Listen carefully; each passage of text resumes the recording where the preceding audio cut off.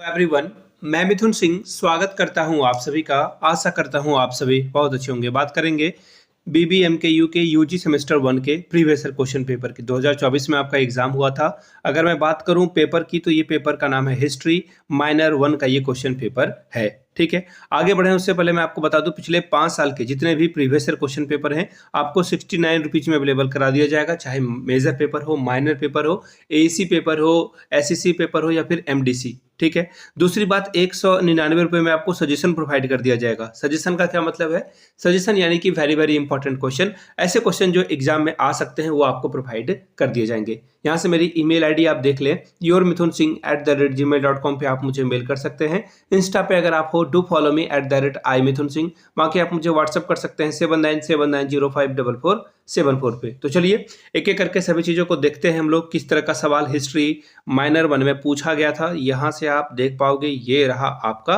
Paper. ठीक है, यहाँ पे देखिए 2024 का साल आपको दिख रहा होगा। यहाँ से आप देख पाएंगे टोटल नंबर था 75 का। वक्त मिलता है 3 घंटे का। यूजी माइनर 1 हिस्ट्री का ये क्वेश्चन पेपर है।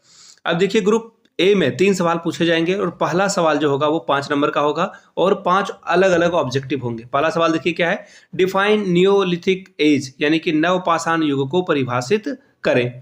अगला सवाल है who is the author of the अर्थशास्त्र, अर्थशास्त्र के रचनाकार कौन है, उनका नाम लिखिए। अगला सवाल देखिए क्या है, who was the founder of a गुप्त डायनेस्टी यानी कि गुप्त वंश की स्थापना या संस्थापक कौन थे, उनका नाम लिखना था।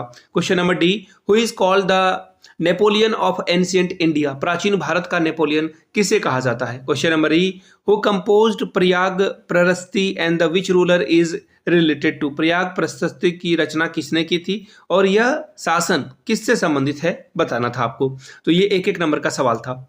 अब क्वेश्चन नंबर 2 देखिए, इसमें 2 सवाल हैं, दोनों में से कोई एक आप लिख सकते हैं। Write short note on the concept of Ashoka's Dhamma यानी कि अशोक के धम्म की अवधारणा पर संक्षिप्त में टिप्पणी लिखिए। या फिर right short note on achievement of Chandragupta Maurya, Chandragupta Maurya के उपलब्धियों पर संक्षिप्त में टिप्पणी लिखिए।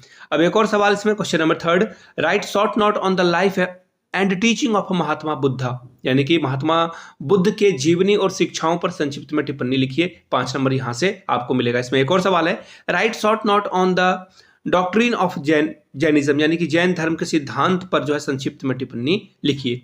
अब बात करेंगे ग्रुप बी की। हर एक सवाल 15-15 नंबर का होगा और आपको 4 सवाल चूज करने हैं। पहला सवाल देखिए क्या है, describe the literary source of ancient Indian history, प्राचीन भारतीय इतिहास के साहित्यिक स्रोतों का वर्णन करें।